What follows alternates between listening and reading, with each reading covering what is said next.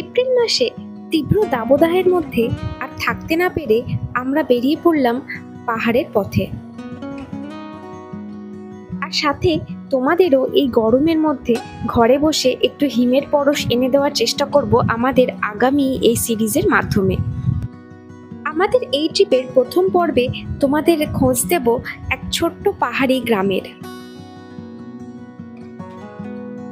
Hello, welcome back to my channel. আমি Anwesha, revealing the আনএক্সপ্লোরের তরফ থেকে আরেকটি নতুন ব্লগে তোমাদের সকলকে স্বাগত জানাই। চলো তাহলে আর দেরি না করে ভিডিওটা শুরু করা যাক। আজ 6 এপ্রিল 2024 আর আজকে আমাদের একটা নতুন জার্নি শুরু হচ্ছে। এখন এই প্রচন্ড গরম থেকে বাঁচতে আমরা বেরিয়ে পড়বো পাহাড়ের পথে। আর কোথায় যাচ্ছি, কিভাবে যাব, সবকিছু ডিটেলস তোমাদের সাথে এই ভিডিওতে শেয়ার করব। এখন সময় রাত 9টা, আমাদের একদম লাগেজ গোছানো হয়ে গেছে, গাড়িতে তোলাও হয়ে গেছে। এবার আমরা জাস্ট বেরিয়ে পড়বো আমাদের নেক্সট ট্রিপের উদ্দেশ্যে। খুব এক্সাইটেড, যেহেতু এত গরমের মধ্যে পাহাড়ে যাচ্ছি, তো আলাদাই একটা এক্সাইটমেন্ট কাজ করছে। তো চলো এরপর একদম ডাইরেক্ট তোমাদের সাথে গাড়ি থেকে কথা হবে। তো আমরা মোটামুটি 7 দিনের মতন সময় হাতে নিয়ে বেরোচ্ছি আজকে। আর আমাদের আপাতত ফার্স্ট ডেস্টিনেশন হচ্ছে সিলারিগাঁও। কালকে আমরা সেখানেই পৌঁছবো আর সেখানেই থাকবো। তো তারপর আমরা কোথায় কোথায় যাব সেটা প্ল্যান তোমাদের তারপর আমি শেয়ার করবো। আমরা অবশেষে রাত 9:30টায় আমাদের জার্নি স্টার্ট করলাম। এখন আমরা ক্রস করছি শ্রীরামপুরের মাহেশ। সামনেই মাহেশের হ্রদ দেখা যাচ্ছে আর আমরা জগন্নাথ দেবকে প্রণাম জানিয়ে আমাদের জার্নিতে এগিয়ে চললাম।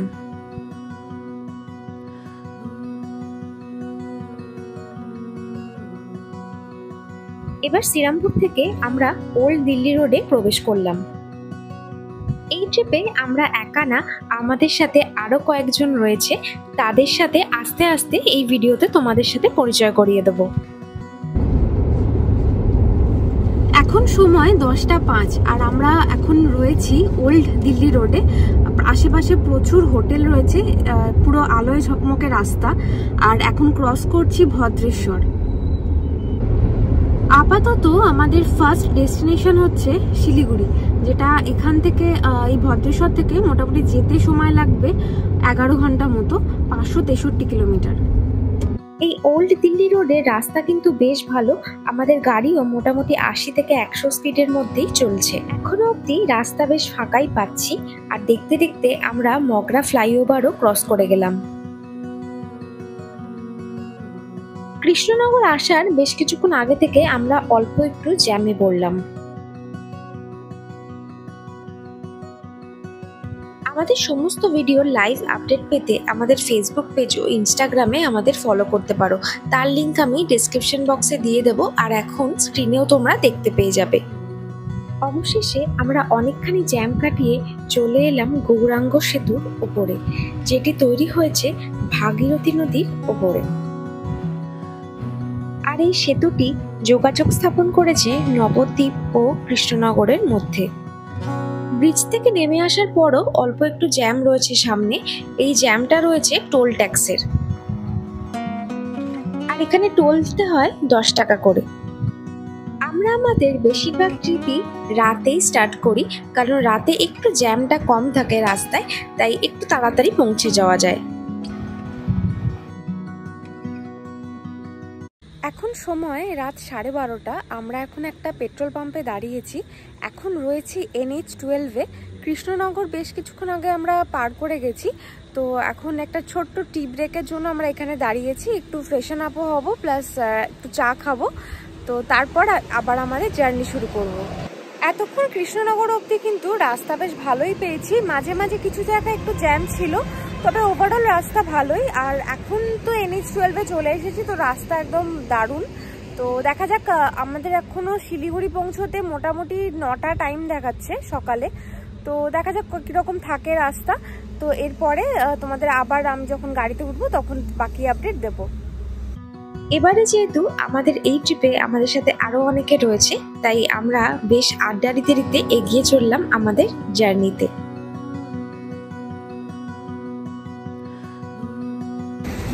এখন সময় প্রায় রাত 3টে আর আমরা ক্রস করলাম বহরমপুর ফারাক্কা টোল।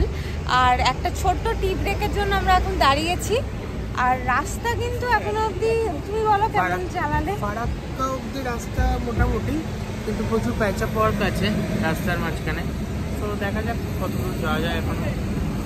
রাস্তা একটু খারাপই ছিল, মোটামুটি প্যাচ ওয়ার্ক রয়েছে, তো বেশি স্পিড তোলা যাচ্ছে না গাড়ি। তো দেখা যাক কতক্ষণে পৌঁছতে পারি। 9টা টাইমই দেখাচ্ছে এখনো শিলিগুড়ি, দেখা যাক এবার কি হয়।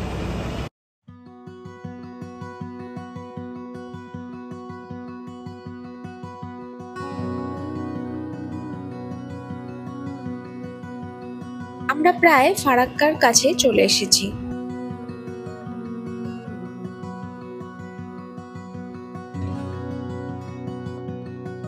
এবার ফারাক্কা ব্যারেজে এসে গেছি আমরা। এই ব্যারেজটি গঙ্গা নদীর উপর তৈরি এবং মুর্শিদাবাদ জেলায় অবস্থিত। আমাদের গাড়ির সাথে সাথে একটি মালগাড়িও আমাদের গাড়ির একদম বিপরীত দিকে ছুটে চলল।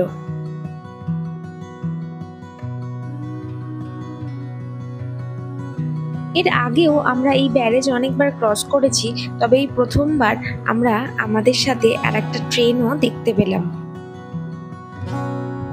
দেখতে দেখতে সকালও হয়ে গেল আর বেশ সুন্দর একটা সূর্যোদয় আমরা দেখলাম। গুড মর্নিং, এখন সময় সকাল 7টা 5 আর আমরা এখন একটা পেট্রোল পাম্পে দাঁড়িয়েছি। আমরা এখন ডালখোলার কাছে রয়েছি আমরা, আর এখান থেকে মোটামুটি 119 কিলোমিটার দূরে রয়েছে শিলিগুড়ি। পেট্রোল পাম্পে দাঁড়ালাম, একটু ফ্রেশ হয়ে নেবো এখানে, আর একটু চা খাবো। পাশেই একটা রেস্টুরেন্ট রয়েছে, তো সেখানে চা খেয়ে তারপর আবার আমাদের জার্নি শুরু করব আমরা।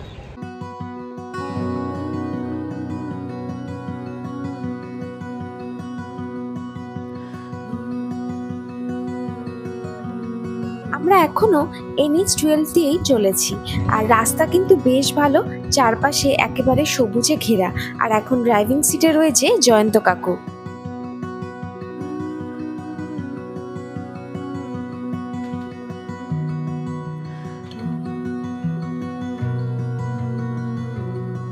পাশ দিয়ে বয়ে চলেছে মহানন্দা নদী, তবে জল প্রায় নেই বললেই চলে।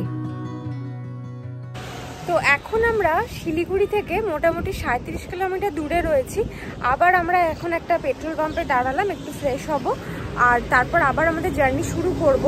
আর এখন মোটামুটি রাস্তা ক্লিয়ার আছে, এই শিলিগুড়ি রাস্তা তো খুবই ভালো।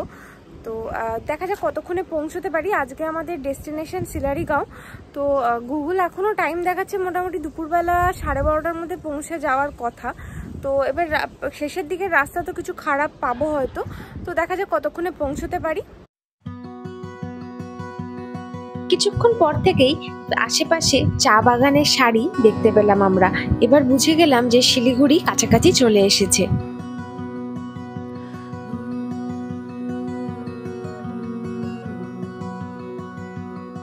এরপর থেকে রাস্তা কিন্তু বেশ জনবহুল, তাই একটু গাড়ি স্লো চলছে। আর এখনো আমাদের মোটামুটি 3.5 ঘন্টার মতন জার্নি বাকি রয়েছে। এখন আমরা ক্রস করছি মহানন্দা ওয়াইল্ড লাইফ সেঞ্চুরি। এই রাস্তাটাও কিন্তু ভীষণ সুন্দর, আর চারপাশে সবুজ কিন্তু চোখ জুড়িয়ে দিচ্ছে একদম। আর সায়ন বেশ কিছুটা রেস্ট নিয়ে আবার চলে এসেছে ড্রাইভিং সিটে। এই রাস্তায় কিছু কিছু জায়গায় রয়েছে এলিফ্যান্ট ক্রসিং জোন, আর এই রাস্তাটা কিন্তু সত্যি আলাদা করে বলতে হয়, ভীষণ ভালো লাগছে।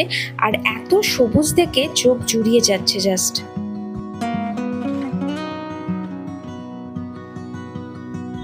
এবার আমাদের প্রথম পাহাড় দর্শন হয়ে গেল এই ট্রিপে।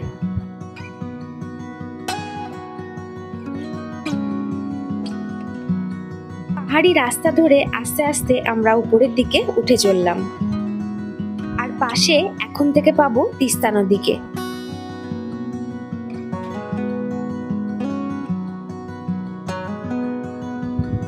এখন বেরোচ্ছি সেবক কালীবাড়ি।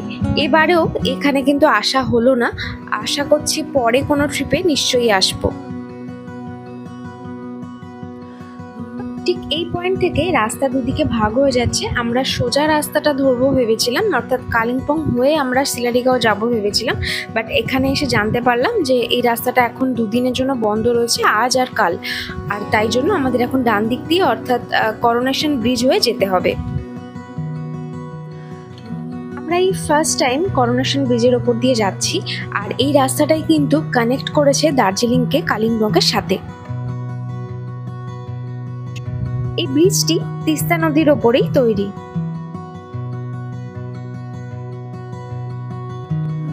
ব্রিজটা পেরোনোর পর থেকে বেশ কিছু জায়গায় কিন্তু রাস্তা বেশ খারাপ রয়েছে।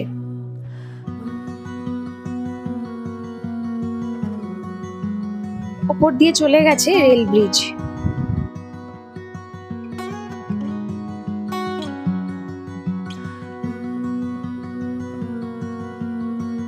যেতে যেতে রাস্তায় আমরা এখন একটা জায়গায় দাঁড়িয়েছি। জায়গাটা খুব সুন্দর, আশেপাশে পুরোটাই রয়েছে চা বাগান। আশা করছি পেছনে হয়তো দেখতে পাচ্ছ তোমরা, দেখো পুরো চা বাগান রয়েছে। জায়গাটা খুব ভালো, আর পাশেই রয়েছে রেল লাইন। সেই দিকটাই আমরা এখন একটু হেঁটে যাচ্ছি। আর এখানেই যেখানে গাড়ি পার্কিং করেছি সেখানে একটা রেস্টুরেন্ট রয়েছে, সেখানে আমরা আপাতত একটু ব্রেকফাস্ট করে তারপর আবার বাকি জার্নি স্টার্ট করব। আমরা আজকে ভেবেছিলাম যে শিলারিগাঁও কালিম্পং হয়ে যাব, কিন্তু সেই রাস্তাটা এখানে এসে শুনলাম যে 3 দিন ধরে বন্ধ রয়েছে, তাই আমাদের একটু ঘুরে যেতে হচ্ছে। গরুবাথান দিয়ে আমরা যাব আজকে। তো মোটামুটি যেটা এস্টিমেট আমরা ধরেছিলাম তার থেকে মোটামুটি আরও 18 কিলোমিটার এক্সট্রা হয়ে যাচ্ছে রাস্তা। তো সেটাই আজকে এখন যাচ্ছি, দেখি কতক্ষণে পৌঁছই। মনে হচ্ছে যে 2-2:30-এর মধ্যে পৌঁছে যাওয়ার কথা, দেখা যাক এবার। হাঁটতে হাঁটতে একদম রেল লাইনের পাশে চলে এসেছি। একটা সিঙ্গেল রেল লাইন রয়েছে, সেখানে একটুখানি হেঁটে ঘুরতে এলাম।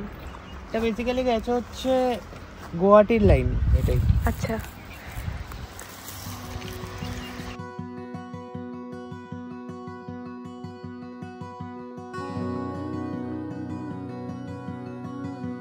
আমাদের ব্রেকফাস্ট চলে এসেছে।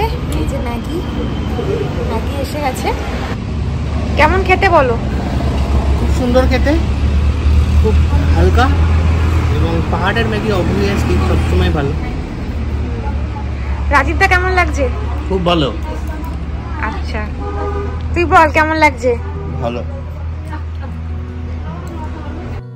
ব্রেকফাস্ট করে আবার আমরা বেরিয়ে পড়লাম। আমরা যেতে যেতে প্ল্যান করলাম যে এত দূর যখন এসেছি তাহলে লাভা মনেস্ট্রিটা দেখে নেব আগে, তো তারপরে আমরা শিলারিগাঁও যাব। গরুবাথান থেকে মোটামুটি আর 13 কিলোমিটার দূরে রয়েছে, আর লাভা এখনো 52 কিলোমিটার রাস্তা। এই পুরো রাস্তার সিনিক বিউটি কিন্তু অসাধারণ। জাস্ট যেদিকেই তাকাচ্ছি শুধু গালিচার মতন সুদূর বিস্তৃত চা বাগান দেখা যাচ্ছে, আর তার মধ্যের পথ দিয়ে আমরা এগিয়ে চলেছি আমাদের ডেস্টিনেশনে। ভীষণ ভালো লাগছে। লাভা পৌঁছানোর কয়েক কিলোমিটার আগে থেকে রাস্তা যেন আরো বেশি সুন্দর হয়ে গেছে। আর একটাই কথা বলবো, শত ব্যস্ততার মধ্যেও নিজের ও নিজের প্রিয়জনদের জন্য একটু সময় বার করো, আর এখনই বেরিয়ে পড়ো কোনো অজানাকে জানার উদ্দেশ্যে। আর পরে হয়তো এই সময় ও মানসিক ইচ্ছা সবই থাকবে, কিন্তু শরীর তার বিরোধিতা করবে। তাই বলবো, আগে নিজের আজকে নিয়ে ভাবো, খুব ভালো থাকো, আর নিজের প্রিয়জনদেরকেও ভালো রাখো। আমরা এবার লাভা মনেস্ট্রির সামনে এসে পৌঁছে গেছি। গাড়ি পার্কিং করে এবার আমরা ভিতরে ঢুকবো। এই হলো মনেস্ট্রির গেট। গেট দিয়ে প্রবেশ করার পর মনেস্ট্রিটা রয়েছে একটু ওপরে, বেশ খানিকটা পথ একটু হেঁটে যেতে হবে আমাদের। তবে যাবার আগে আমরা থমকে দাঁড়ালাম এই পয়েন্টটাতে। এখন সময় দুপুর প্রায় 2 বাজতে চললো, আর আমরা এখন এসে পৌঁছেছি লাভা মনেস্ট্রিতে। আমরা কালকে ঠিক রাত 9টায় বাড়ি থেকে বেরিয়েছিলাম কোন্নগর থেকে, আর এখন আমরা প্রায় 2 নাগাদ এসে পৌঁছলাম লাভা মনেস্ট্রি। লাভা শহরটাও কিন্তু খুব সুন্দর, আমার পেছনের দিকের ভিউটা কিন্তু জাস্ট অসাধারণ। আর এখনও মনেস্ট্রিতে আমরা ঢুকিনি। মনেস্ট্রি মানেই একটা অদ্ভুত শান্তির জায়গা, তো এখন সেটাই দেখতে যাচ্ছি আমরা। তো চলো এরপর একদম ভেতরে কথা বলবো তোমাদের সাথে।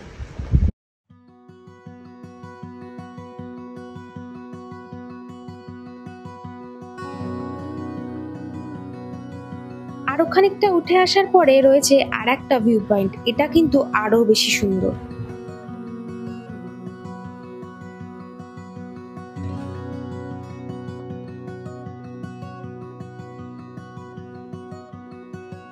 আর সাথে সাথে ওয়েদারও কিন্তু বেশ চেঞ্জ হয়ে যাচ্ছে এবার।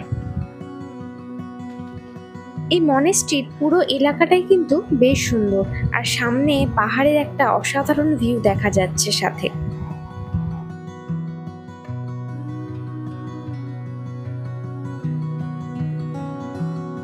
এই হলো মূল মনেস্ট্রি। এবার আমরা সিঁড়ি দিয়ে ওপরে উঠবো। বেশ কিছু সিঁড়ি রয়েছে। কাগিউ থেকচেন লিং মনেস্ট্রি অথবা লাভা মনেস্ট্রির নির্মাণ কাজ শুরু হয়েছিল 1988 সালে এবং এটি জনসাধারণের জন্য খুলে দেওয়া হয় 1990 সালের 6 জুন থেকে।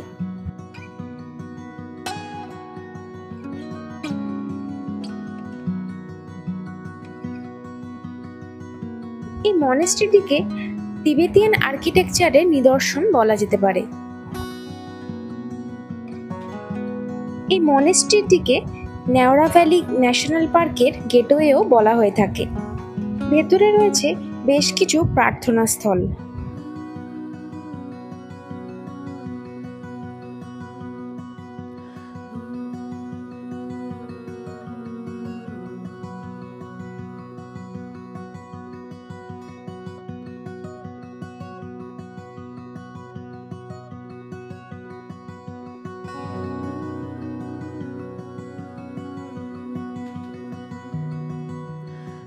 আমরা বেশ অনেকক্ষণ এই লাভা মনেস্ট্রিতে কাটালাম। দারুণ লাগলো জায়গাটা, উপর থেকে ভিউটা জাস্ট অসাধারণ।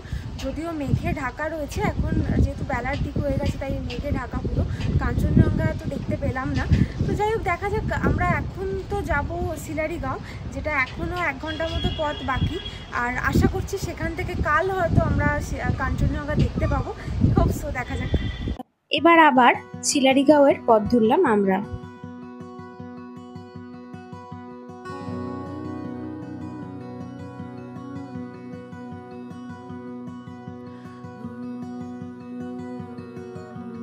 সামনে একটা বোর্ড দেখতে পেলাম, কালিম্পং 18 কিলোমিটার, গ্যাংটক 70 কিলোমিটার এখান থেকে। কিছু কিছু জায়গা রয়েছে এর মধ্যে যেগুলো ধসপ্রবণ এরিয়া, তবে বাকি রাস্তা মোটামুটি ভালোই রয়েছে। আপাতত এখনো অবধি কোন্নগর থেকে আমরা শিলিগুড়ি পেরিয়ে এই সিলারিগাঁওয়ের পথে যতটুকু এসেছি, পুরো রাস্তাটাই কিন্তু ওভারঅল আমরা ভালো পেয়েছি।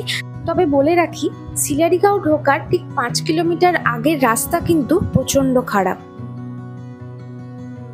আর এখন আমরা সেই খারাপ রাস্তাতেই প্রবেশ করলাম।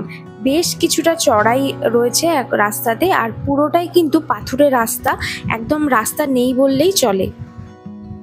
পুরো রাস্তার মধ্যে এই পার্টটাই কিন্তু সব থেকে কঠিন।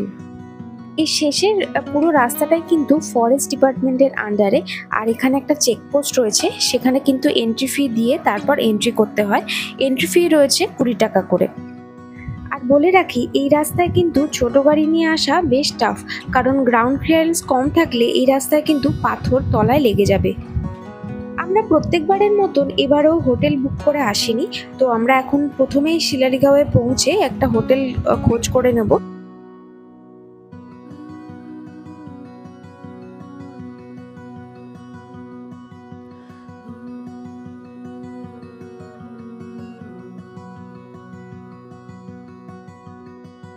একটু ঘুরেই আমরা হোটেল পেয়ে গেছি, বেশ ভালোই পেয়েছি।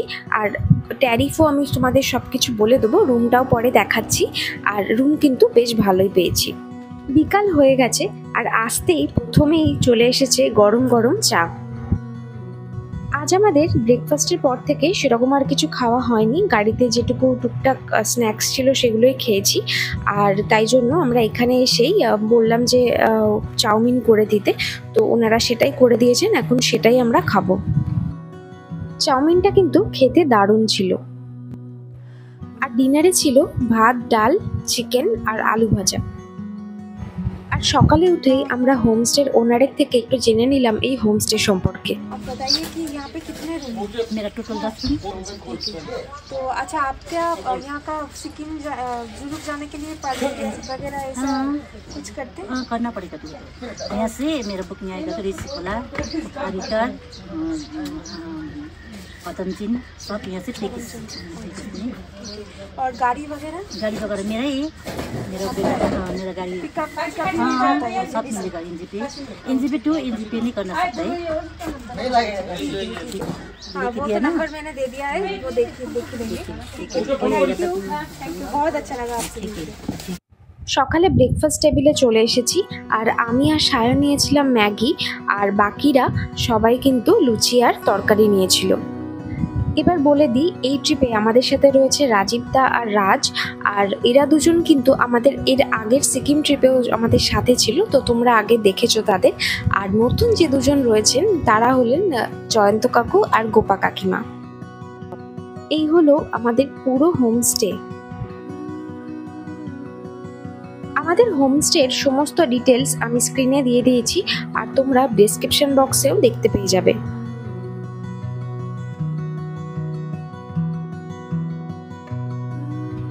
আশেপাশে বেশ সুন্দর কিছু ফুল ফুটে রয়েছে, বেশ ভালো লাগছে দেখতে।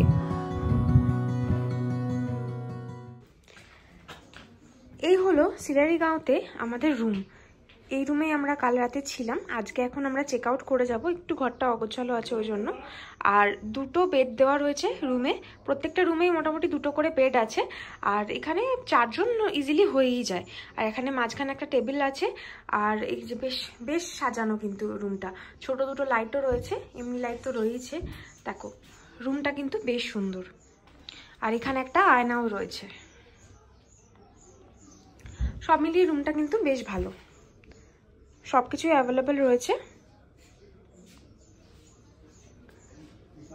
আর আমি এবার বাথরুমটা একটু দেখিয়ে দিই। বাথরুমটাও কিন্তু একদম ঠিকঠাক, ছোটোর ওপর বেশ সুন্দর। আয়না রয়েছে, বেসিন রয়েছে, একটা কমোড রয়েছে, আর একটা দেখো গিজারও রয়েছে, কিন্তু গিজারও রয়েছে। সব কিছুই অ্যাভেলেবেল, বেশ ভালো। আর এখানে সিজন অনুযায়ী তোমার হোটেলের রেন্টটা চেঞ্জ হয়, তো মোটামুটি তোমাদের 700 টাকার মধ্যে হয়ে যাবে এটা। এখন সময় সকাল 10টা, আর আমরা একদম রেডি, ব্রেকফাস্টও করে নিলাম। এবার একদম বেরিয়ে যাব আমাদের নেক্সট ডেস্টিনেশনের পথে। আর এখান থেকে আমরা চেক আউট করে যাচ্ছি। আর এই হোটেল সম্পর্কে বলি, এই হোটেল কিন্তু বেশ ভালো, সব কিছু খাবার দাবারও খুব ভালো ছিল। আর আমাদের এখানে পার হেড 700 টাকা করে পড়েছে, তো রিজনেবল প্রাইসের মধ্যে ভালো হোটেলে আমরা আজকে অবধি ছিলাম। Good morning from Sillerygaon. গত পরশু দিন আমরা এখান থেকে রাত্রিবেলা 9টার সময় বেরিয়েছিলাম কলকাতা থেকে। আর আমরা কালকে দুপুর 3টে নাগাদ পৌঁছই সিলারিওগাঁও। টোটাল আমরা কিলোমিটার কভার করি 701 কিলোমিটার। আজকে আমরা এখান থেকে যাব হচ্ছে জুলুকের পথে। মাঝখানে আমাদের একটা পারমিশন নিতে হবে, পারমিট করতে হবে। এর জন্য আমরা লিংটামে দাঁড়াবো, লিংটাম থেকে পারমিট কালেক্ট করব, তারপর আমরা জুলুকের পথে যাব। আমাদের আজকের স্টে হয়তো পদমচেন হতে পারে।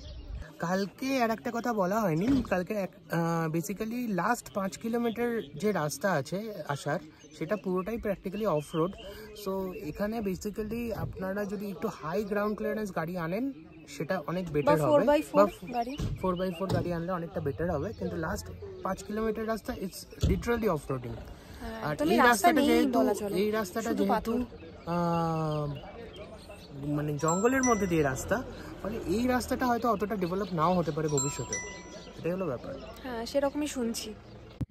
এই হলো সিলারিগাঁওয়ের পুরো ভিউ। আমরা এখন রয়েছি প্রায় 6000 ফিট উচ্চতায়। এই পুরো ছোট্ট পাহাড়ি গ্রামের মধ্যে আশেপাশে হেঁটে বেড়াতে কিন্তু বেশ ভালো লাগবে।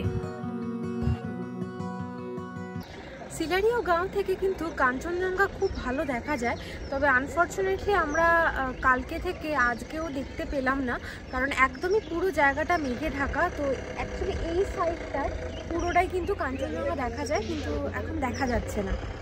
আর আদারওয়াইজ জায়গাটা কিন্তু খুব সুন্দর, ছোট্ট একটা গ্রাম, তো বেশ ভালো, খুব ভালো লাগছে। এখন আমাদের সিলারিগাঁওকে বিদায় জানাবার পালা। এবার আমরা জুলুকের পথ ধরব।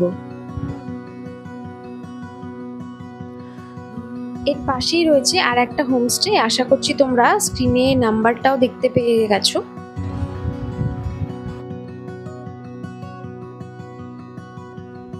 আজকের ভিডিওটা এর থেকে বেশি আর বড় করব না। এর পরের পর্বে আমি তোমাদের সাথে আমাদের ওল্ড সিল্ক রোড ভ্রমণের পুরো অভিজ্ঞতা শেয়ার করব।